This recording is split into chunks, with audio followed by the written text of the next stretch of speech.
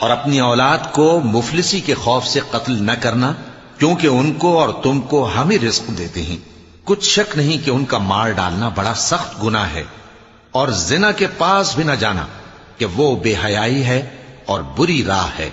اور جس جاندار کا مارنا اللہ نے حرام کیا ہے اسے قتل نہ کرنا مگر جائز طور پر، یعنی بفتوائے شریعت۔ اور جو شخص ظلم سے قتل کیا جائے، ہم نے اس کے وارث کو اختیار دیا ہے کہ ظالم قاتل سے بدلہ لے، تو اس کو چاہیے کہ قتل کے قصاص میں زیادتی نہ کرے کہ وہ منصور و فتح یاب ہے۔